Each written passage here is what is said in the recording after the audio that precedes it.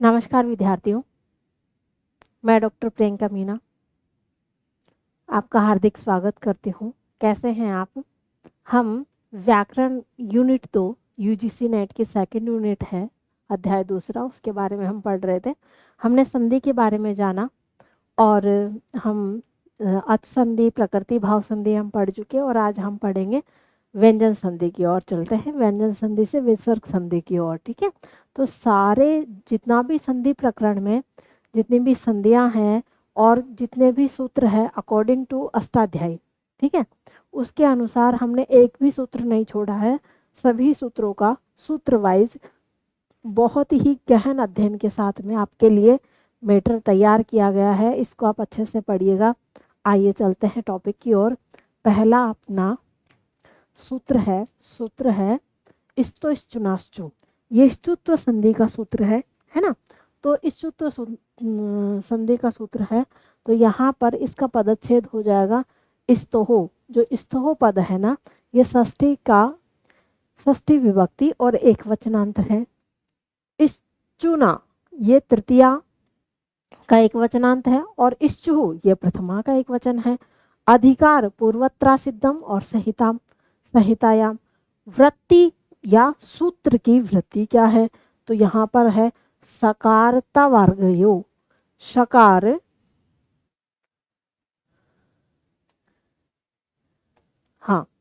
शकार तवर्गयो।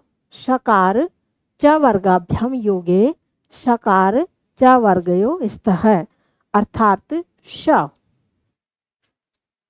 दंते शकार और क्या कहा, तवर्ग का योग किसमें हो? श तालव्य और च वर्ग का योग हो, तो योग के बाद में स्थिति क्या हो जाएगी? इसमें परिवर्तन या संहिता जो वर्ण है वह क्या होगा? तालव्य शकार और च वर्ग परिवर्तन हो जाएगा। ये क्या, च वर्ग परिवर्तन हो जाएगा जब शकार दंते शकार के साथ शकार अर्थात तालव्य शकार या च वर्ग के किसी वर्ण या आगे या पहले या बाद में मेल हो, तो संधि में सकार की जगह पर क्या हो जाएगा? आप इसको शॉर्ट फॉर्म में इस तरीके से याद कर सकते हो। अगर तालव्य शकार का इस साइड या दंते शकार और तवर्ग का इस साइड किसी भी तरफ, दोनों ओर से किसी भी तरफ हो, लेकिन योग होना चाहिए, तो अंतिम आदेश ये हो जाएगा। उदाहरण देख लीजिए, जैसे रामस शेते, ठीक है ना। तो रामस, अब यहाँ पर क्या आ रहा है? दंते शकार और तालव्य शकार आ रहा है, तो यहाँ पर अंतिम आदेश क्या होगा? इसकी जगह पे भी क्या बन जाएगा? तालव्य शकार ही बन जाएगा और ये हलंत है तो ये भी हलंत हो जाएगा।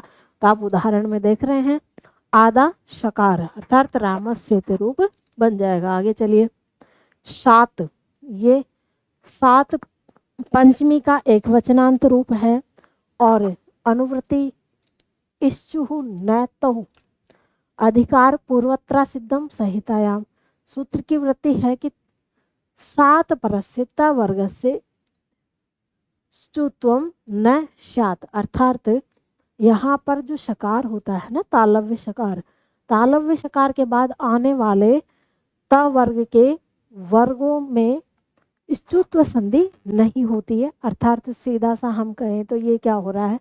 निषेध कर रहा है ना, निषेध सूत्र है ये, ठीक है। अब यहाँ पर देखो, जैसे दृश्य धन ट लिखा हुआ है ना, तो इस तरीके से। फिर आगे है इष्टुत्व संधि। पदच्छेद क्या हो जाएगा? इष्टुना इष्टुहु, ठीक है। इष्टुना तो तृतीया का एक वचन हो जाएगा और इष्टु प्रथमा का एक वचन हो जाएगा। अनुवृत्ति किसकी आ रही है? अनुवृत्ति स्तो की आ रही है, क्योंकि हमने जो स्तो किया था ना, वहां पर दंते शकार और त वर्ग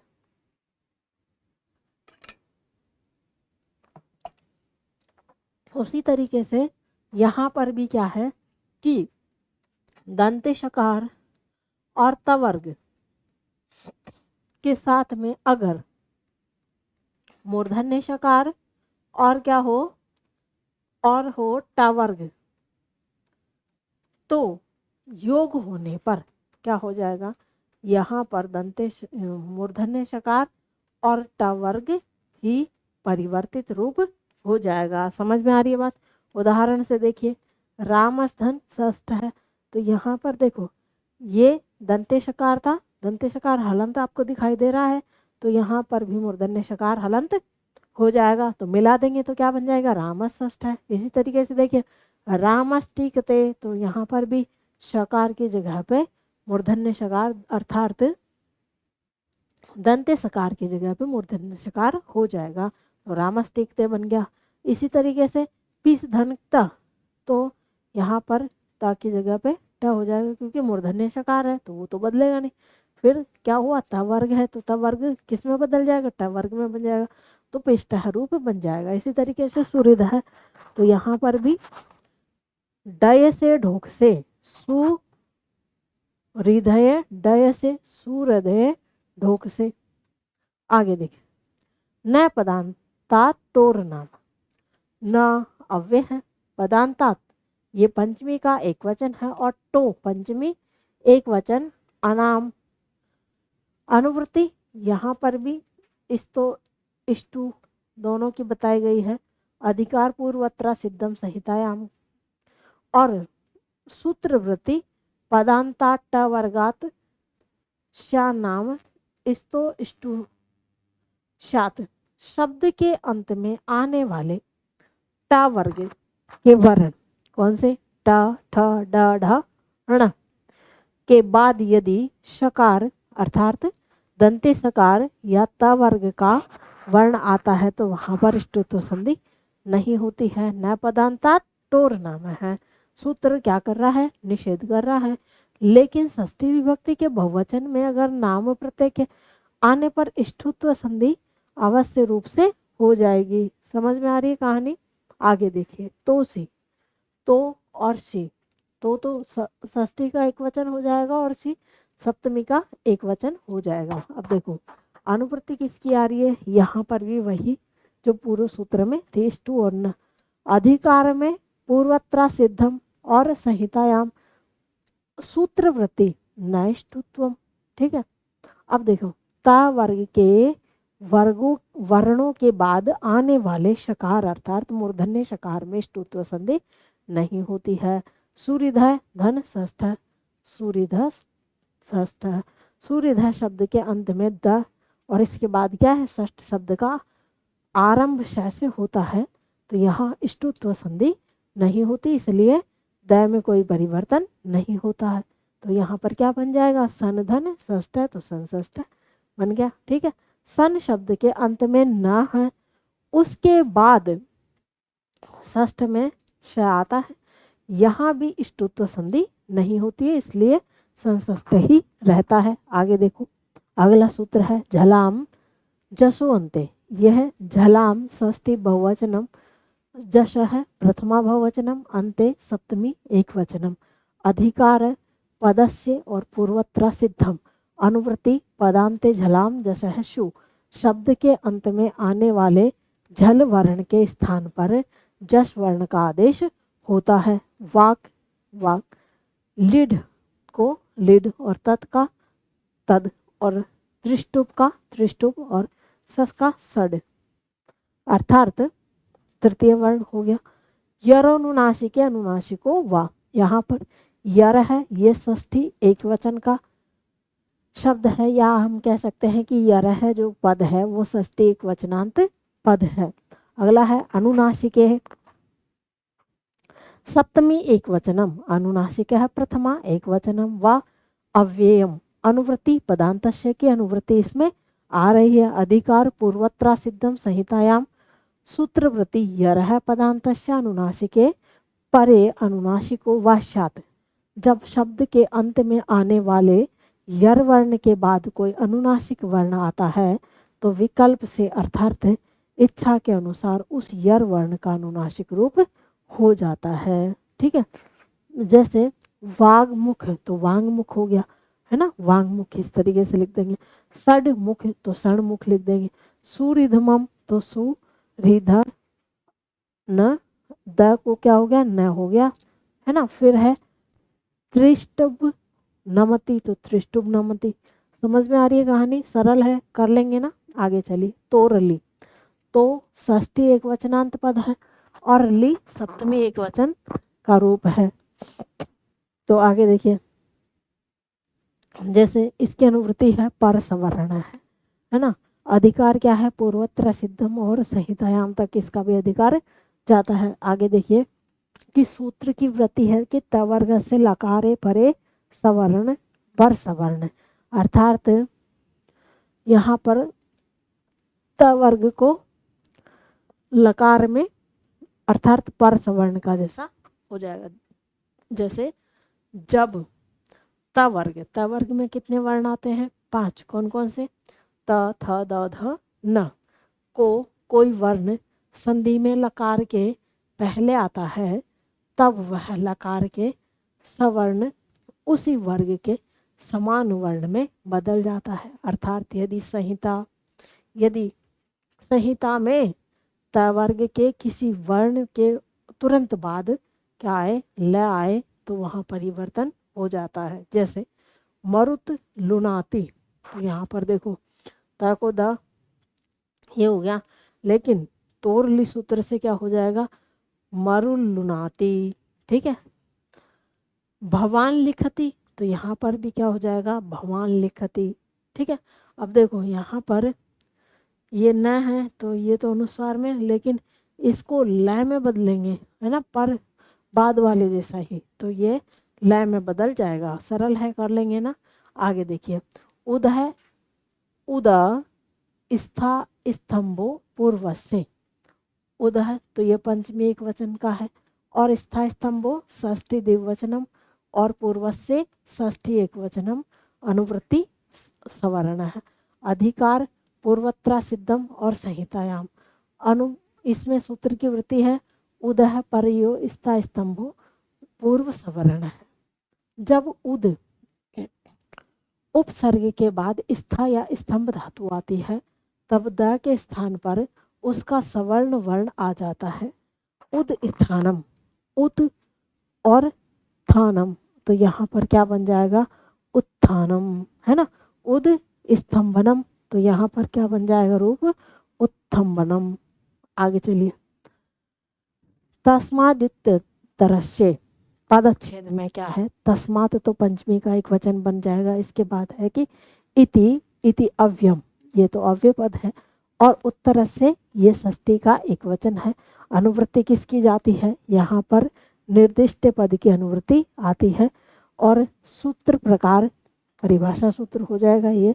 और फिर क्या कहा कि वृत्ति में है कि पंचमी निर्देशन क्रियामाणम कार्य वर्णांतरेण अव्यहितस्य परस्य गेयम, अर्थात हिंदी में अर्थ क्या है इसका कि पर किसी सूत्र में किसी शब्द का उल्लेख पंचमी विभक्ति स के बाद में किया जाता है, तो उस शब्द के ठीक बाद आने वाले बिना किसी व्यवधान के शब्द या वर्ण पर ही वह नियम लागू होता है। जैसे तस्मै हित है ना, तो यहाँ पर तद्धित है, यहाँ देखो तद्धित है ना, ये बन गया। फिर यहाँ पर फलम बन गया। ठीक है, आगे देखिए, आदे परस्य है ना, आदे ये षष्ठी का एक वचन है और परस्य षष्ठी का एक वचन है, दोनों ही षष्ठी विभक्ति का एक वचन है। अनुवृत्ति षष्ठी स्थाने अलग है। सूत्र का प्रकार ये भी परिभाषा सूत्र है।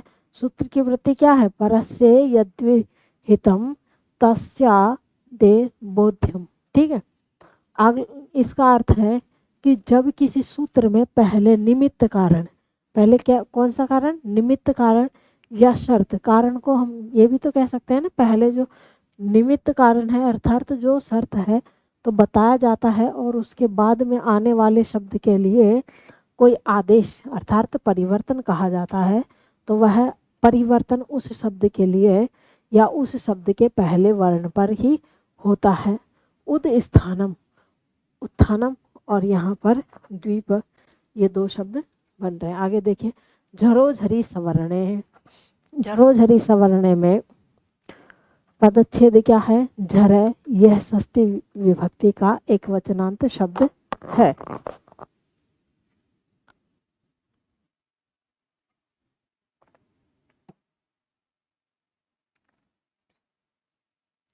यदि किसी व्यंजन हल के बाद उसी का सवर्ण उसी वर्ग का झर वर्ण आए तो पहले वाले व्यंजन का लोप, लोप का मतलब क्या है? जो दिखाई नहीं देता, जो हट जाता है, वो विकल्प से होता है।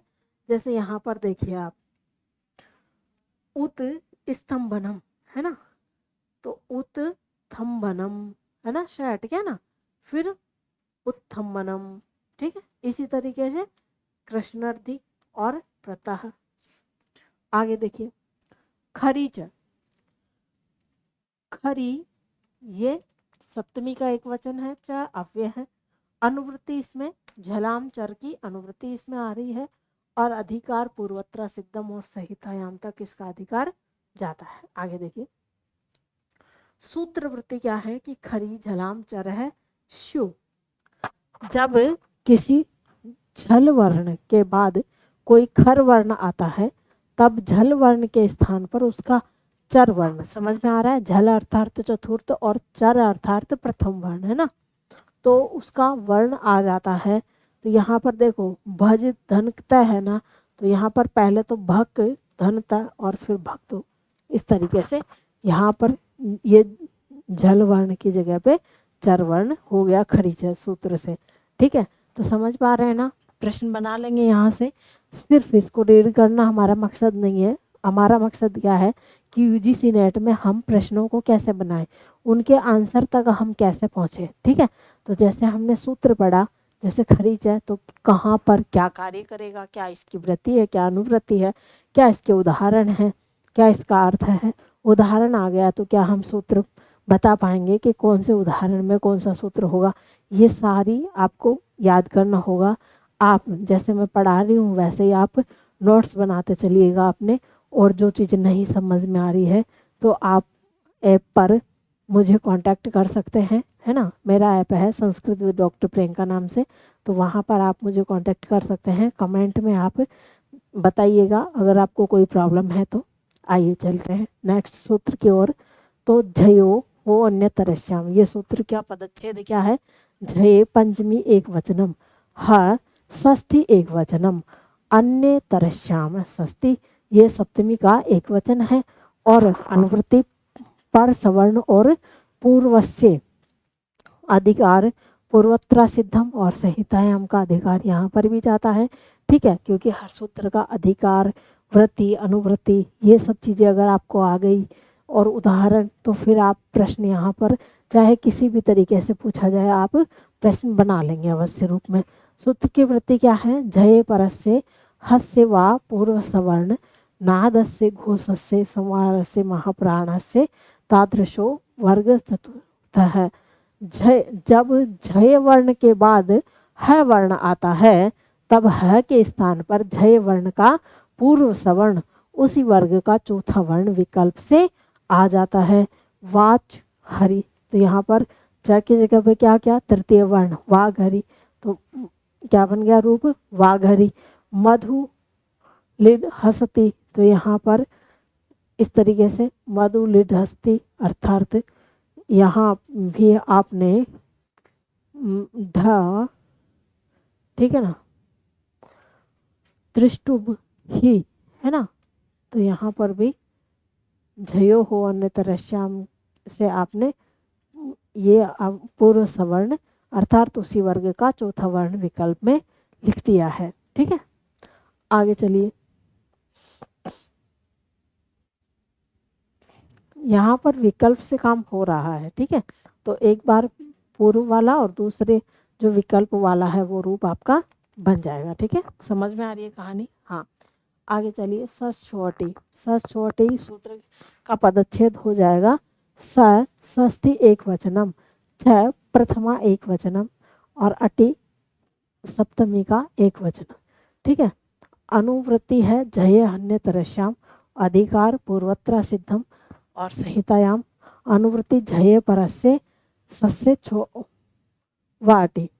जब झय वर्ण के बाद शकार अर्थात तालव्य शकार आता है, झय समझ रहे हैं ना आप, झय प्रत्याहार से लिया गया है, और उसके बाद अट, अट प्रत्याहार के वर्ण अर्थात अट में सभी स्वर आते हैं, तो तब शकार के स्थान पर विकल्प से छकार या छ वर्ण हो जाता है। जैसे यहाँ पर देखिए, यहाँ पर ये श दिखाई दे रहा है आपको विग्रह रूप में। ठीक है। सुहृदय या सुहृद धन शेते हैं। ठीक है। तो इसको तो पहले तो आपने तृतीय वर्ण को प्रथम में बदल दिया, फिर ये जो श है ना, श की जगह पे हमने क्या कर दिया, वापस ही च कर दिया। ठीक है। तो ये रूप बन गया। इसी तरीके से ये है ना वाक शुद्धि, वाक शुद्धि है तो श की जगह पे हमने छ, तो क्या हो गया वाक शुद्धि। ठीक है। उसके बाद है मौनुस्वार है,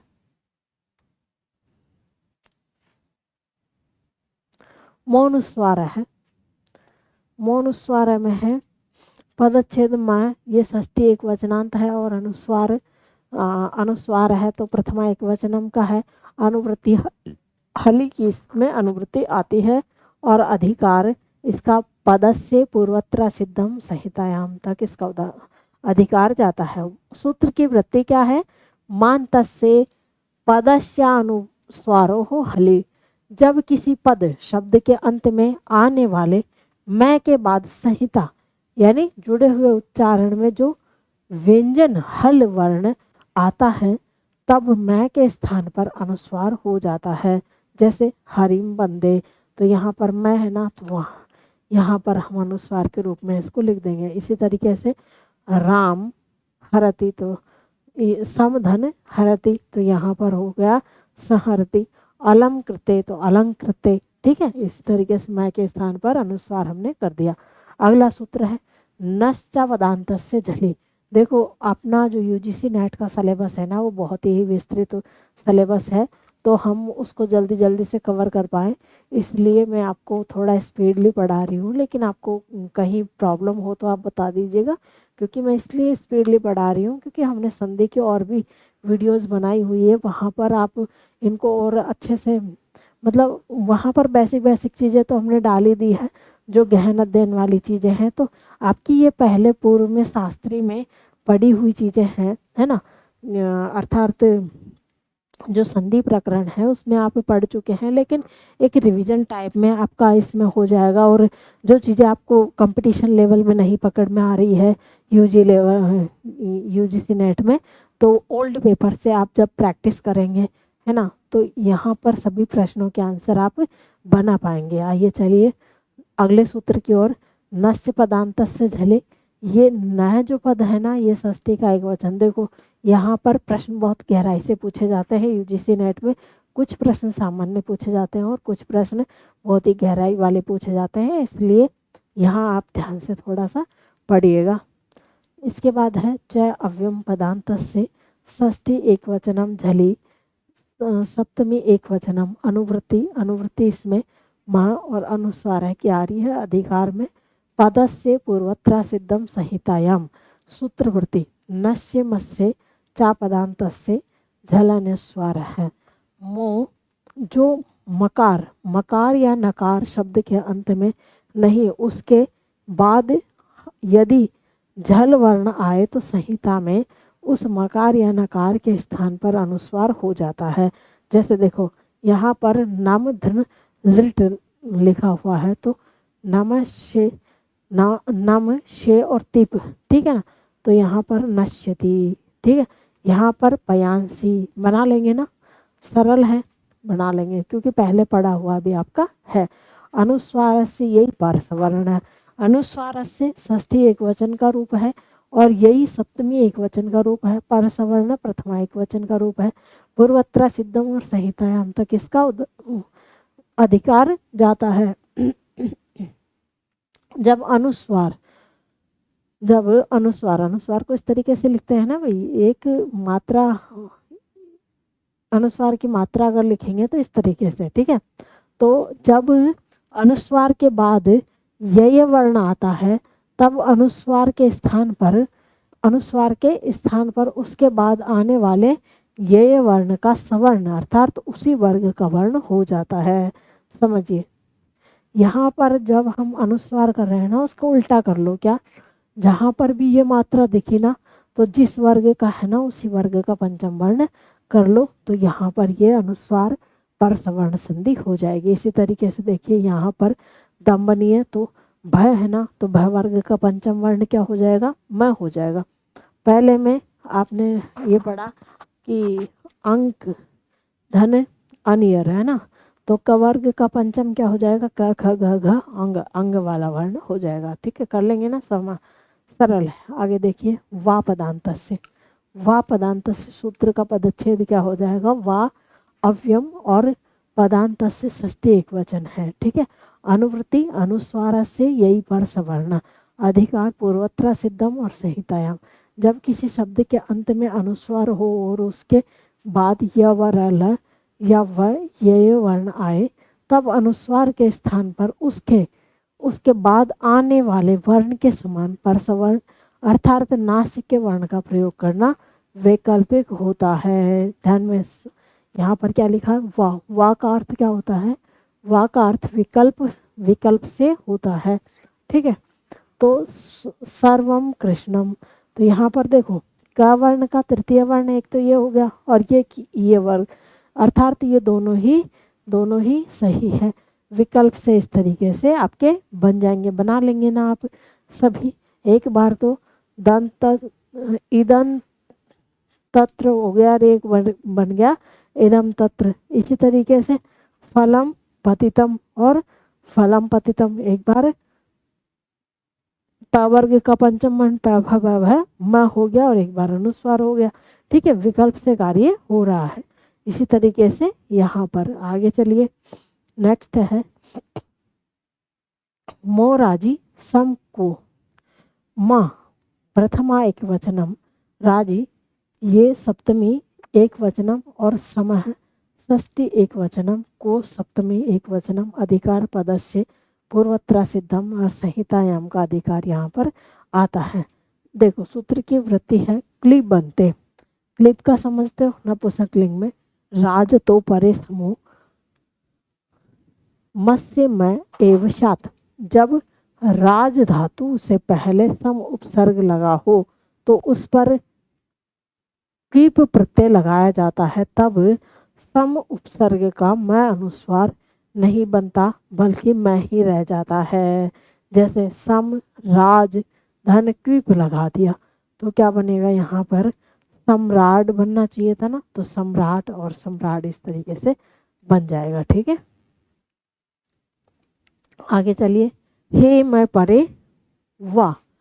यहाँ पर हे सप्तमी एक वचन का और मैं परे सप्तमी एक वचन का और वा अवयव हो गया, अनुवृत्ति मैं की आ गई, और अधिकार पद से पूर्वोत्तरा सिद्धम और संहितायाम का यहाँ पर अधिकार है। सूत्रवृत्ति मैं परे हकार परे मस से वो मो वा। अर्थ है इसका, यदि किसी शब्द के अंत में मैं हो और संहिता लगातार उच्चारण में उसके बाद है मैं आए तो क्या होगा, सामान्य नियम के अनुसार जो मैं का अनुस्वार बनाना चाहिए वह यहाँ अनिवार्य नहीं होता।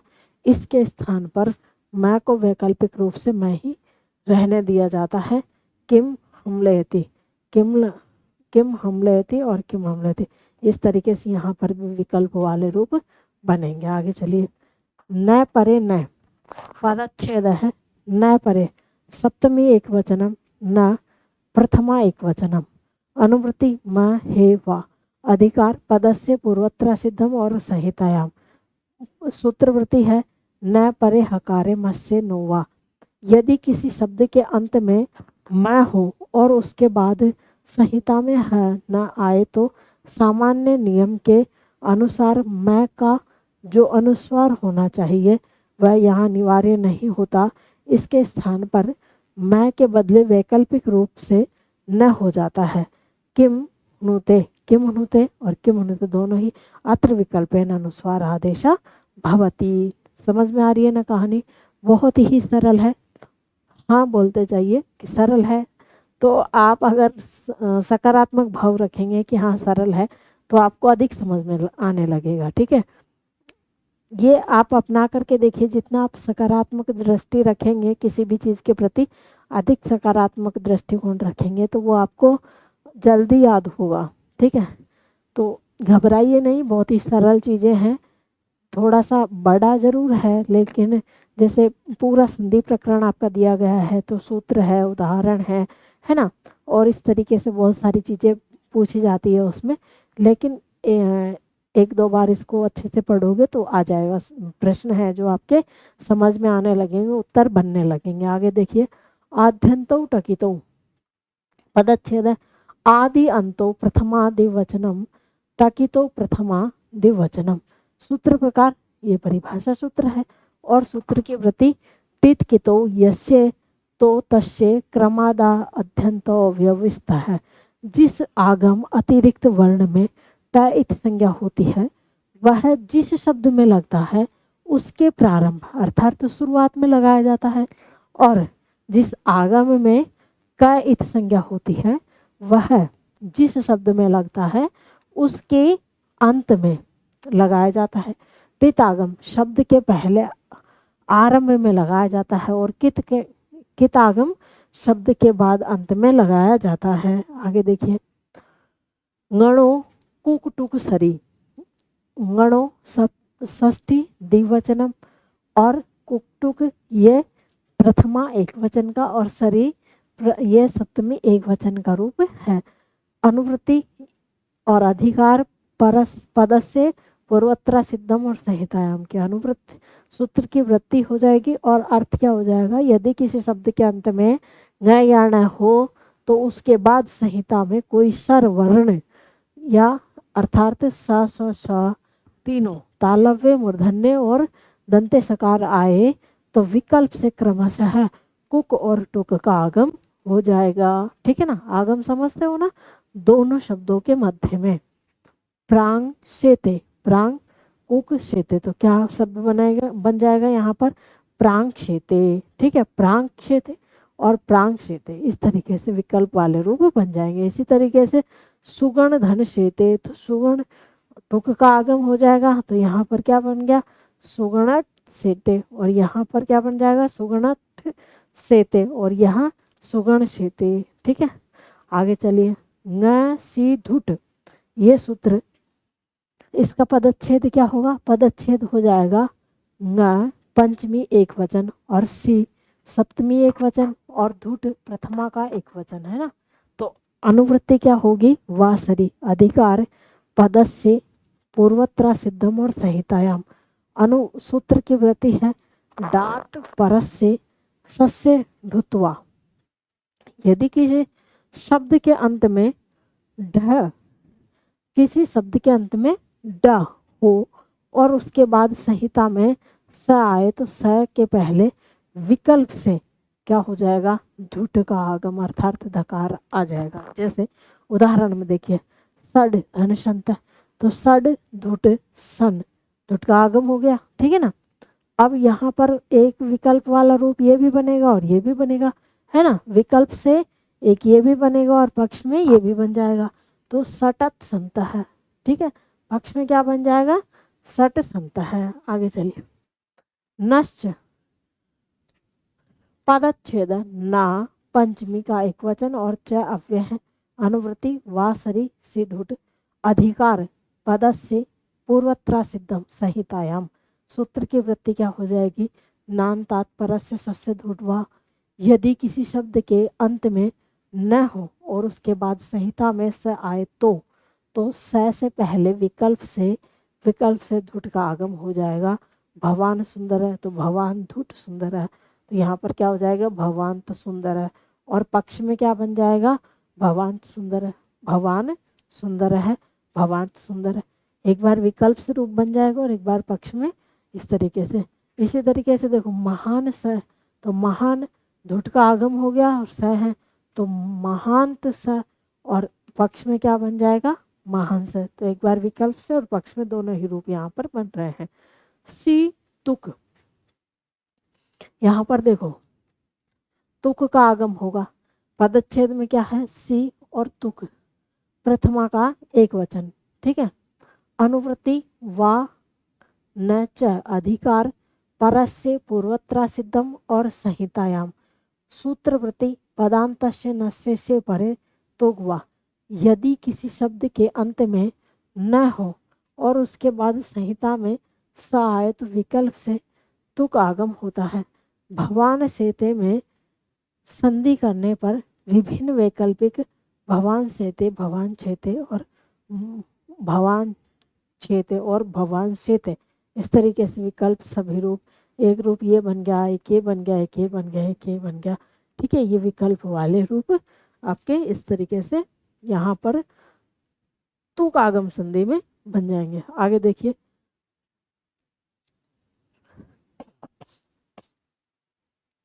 ngamo ह्रस्वादचि ngमुट नित्यम, पदच्छेद हो जाएगा ngम पंचमी एक वचन, ह्रस्वात पंचमी एक वचनम, अचि सप्तमी और एक वचनम, ngमुट प्रथमा एक वचन और नित्यम द्विवचनम, ये द्वितीया का एक वचन रूप है। नित्यम द्वितीया का एक वचन रूप है, ह्रस्वात पंचमी का एक वचन है, अचि सप्तमी का एक वचन है, ngमुट प्रथमा का एक वचन है। समझ में आ रही है ना बात, हाँ। आगे चलिए, अधिकार कौन सा है, पदस्य पूर्वत्रा सिद्धम और संहितायाम, ठीक है। नेक्स्ट सूत्र की वृत्ति है ह्रस्वात् परो वा ngम तदंतम यत पदम तस्मात् परस्य अचि ngमुट, यदि किसी ह्रस्व स्वर छोटे स्वर के बाद शब्द के अंत में गण या न वर्ण हो और उसके बाद संहिता में कोई स्वर अचवर्ण आए तो क्रम से मुट, नुट और नुट का आगम होता है। यहाँ पर देखिए तिर्यंग धन एश, तो यहाँ पर देखो तिर्यंग एश, वर्ण धन आस्ते वर्णास्ते, कुर्वन धन आस्ते कुर्वन नस्ते, ठीक है, बना लेंगे ना। आगे देखिए, समय सुटी, समय षष्ठी का एक वचनांत रूप है और सुटी सप्तमी का एक वचनांत रूप है। फिर है अनुवृत्ति, रूप की अनुवृत्ति आती है, अधिकार पदस्य पूर्वत्रा सिद्धम संहितायाम अत्रानुनासिक है पूर्वस्य तु वा, सूत्रवृत्ति समोरु सुटी, जब सम उपसर्ग के मकार के बाद सुट आगम होता है तब सम के मकार के स्थान पर रु आदेश होता है। उदाहरण से समझिए, सम सुट कर्त्री, तो यहाँ पर देखो संस्कृति और सहस्कृति और यहाँ पर संस्कृति और संस्कृति, इस तरीके से रूप बन जाएंगे। इसी तरीके से पुम धन काम है, पुहु काम, पु काम, पुंस काम और पुंस काम, ठीक है। इस तरीके से कान धन कान, तो कहाँ कान, कहाँ कान और कांस कान और कांस कान, ठीक है, बना लेंगे ना, हाँ। पूर्व अत्र अनुनासिक है पूर्वस्य तु वा, यहाँ पर भी देखो अत्र है ना जो अव्यय पद है, अनुनासिक प्रथमा का एक वचन है और पूर्वस्य षष्ठी का एक वचन और तू अव्यय पद है और वा भी अव्यय पद है। अनुवृत्ति इसमें भी इसी की आएगी और अधिकार सूत्र है जो पदस्य पूर्वत्रा सिद्धम संहितायाम अत्र अनुनासिक है पूर्वस्य तु वा। समझ में आ रही है कहानी, आगे चलिए। इस सूत्र की वृत्ति क्या है, अत्र रू प्रकरणे रो पूर्वस्य अनुनासिके अनुनासिको वा। सूत्र का प्रकार है अधिकार सूत्रम, यह एक अधिकार विशेष नियम का क्षेत्र है। इस ऋत्व प्रकरण में जहाँ भी रू आदेश होता है वहाँ रू से पहले आने वाले वर्ण का विकल्प से अनुनासिक आदेश हो जाता है। सम, सुट, कर्तृ, सम, देखो यहाँ पर स, रु, स और कर्तृ, यहाँ पर संस्कर्तृ और संस्कृत। ये बहुत इम्पॉर्टेंट है, यहाँ से प्रश्न आपके पूछे जाने की संभावनाएं होती है। तो थोड़ा सा क्योंकि क्लिष्ट पड़ता है, इसकी हम संपूर्ण सिद्धियां वगैरह करते हैं और इसको विस्तारित रूप से समझते हैं, तभी विकल्प वाले और सूत्र है जो आपके प्रश्न बनाने में आसानी रहेगी, वरना यहाँ पर क्लिष्टता को देखते हुए आप प्रश्न तक नहीं पहुँच पाओ, ऐसा संभव हो सकता है। इसलिए ध्यान रखिएगा और थोड़ा सा ध्यान से पढ़िएगा, ठीक है, क्योंकि यहाँ पर एकाग्रता बहुत ज़रूरी है। जितनी आपकी एकाग्रता रहेगी उतने ही सटीक जवाब तक आप पहुँच पाएंगे। अगर एकाग्रता नहीं है तो रटने से काम यहाँ पर नहीं चल पाएगा आपके। आगे चलिए, अनुनासिकात पंचमी एक वचनम पर है। यहाँ पर देखो अनुनासिकात परोनुस्वार सूत्र आप पढ़ रहे थे, पदच्छेद क्या हो जाएगा, अनुनासिकात पंचमी, ये पंचमी एक वचन का हो जाएगा और पर प्रथमा एक वचन का हो जाएगा और अनुस्वार है जो प्रथमा एक वचन का रूप बन जाएगा। अधिकार है पदस्य पूर्वत्र सिद्धम संहिताम अत्र अनुनासिक है पूर्वस्य तुवा। आगे देखिए सूत्र की वृत्ति क्या कहती है, सूत्र की वृत्ति कहती है कि अनुनासिकम विहाय रो पूर्वस्मात् परो अनुस्वारागमत। इस रुत्व प्रकरण, अब देखो एक तो विसर्ग संधि के ये सारे उदाहरण हैं। अगर आप पाणिनि के अनुसार पढ़ेंगे तो उन्होंने संधि के 3 ही भेद बताए हैं ना, कि अच संधि, हल संधि और विसर्ग संधि, है ना। वरदराज के अनुसार आप पढ़ते हैं तो 5 प्रकार की संधि आप पढ़ते हैं, ठीक है। तो उसमें भी जैसे विसर्ग संधि है तो विसर्ग संधि में रुत्व, उत्व, सत्व, है ना, इस तरीके से भी आपके अलग अलग, तो आप समझ पा रहे हो ना। यहाँ पर देखो ये जो सूत्र आप पढ़ रहे हैं इसमें रुत्व प्रकरण के सूत्रों में जो शब्द के अंत में रू बनता है उसमें रू से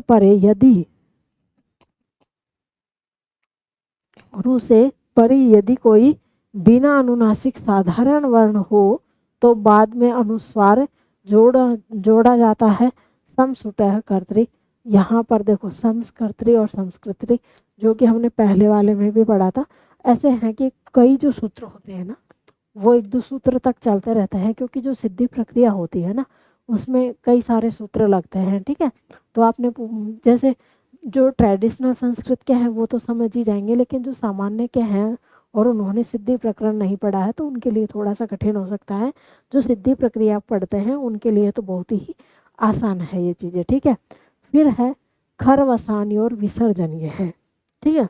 यह सूत्र क्या कहता है और इसका पदच्छेद क्या है, खर अवसाने, खर अवसानियो ये सप्तमी का दिववचन का रूप है और विसर्जनीय ये प्रथमा का एक वचन रूप है, प्रथमा विभक्ति का एक वचन रूप है विसर्जनीय, ठीक है।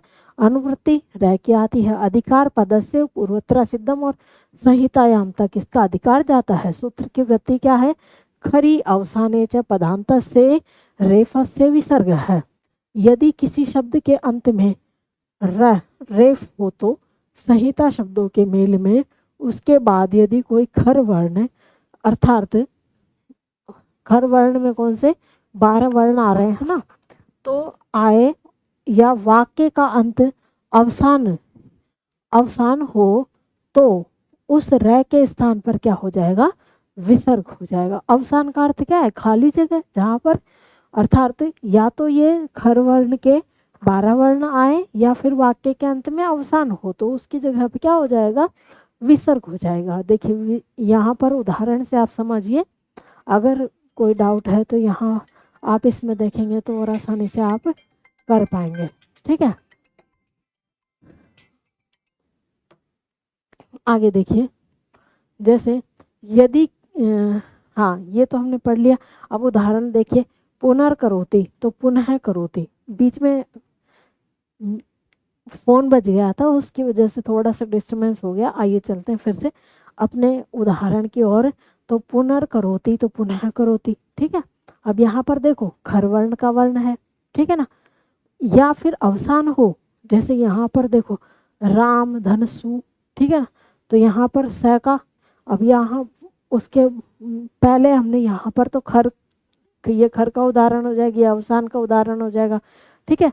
विद्वा रु तपति, तो यहाँ विद्वा तपति विसर्ग आ गया है ना, और इस तरीके से, और विसर्ग के स्थान पर पुनः से आ गया, तो इस तरीके से इस संधि की प्रक्रिया होती है।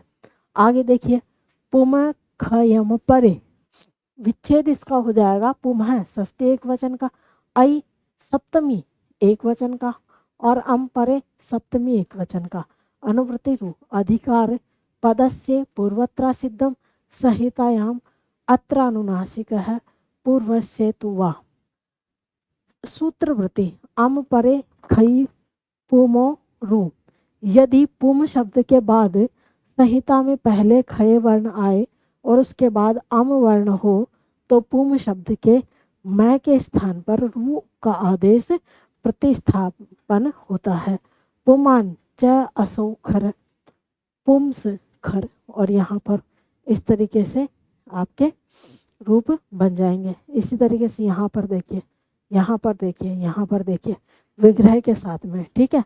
इन सूत्रों के अर्थ देखते हुए उदाहरण को घटाइए, इस तरीके से और उदाहरण को घटाइए।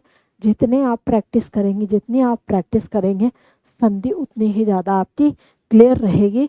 और ये रटने से नहीं आती है, रटने की बात ही नहीं है यहाँ पर। यहाँ आपको समझना पड़ेगा एकाग्रता के साथ में। जितनी एकाग्रता के साथ में आप वर्णों को समझते हैं, संधि आपकी उतनी ही क्लियर होती जाती है। आइए चलते हैं नेक्स्ट। बहुत आसान है, अगर आपने एकाग्रता के साथ में देख लिया तो आप आराम से इसको बना पाएंगे, ठीक है।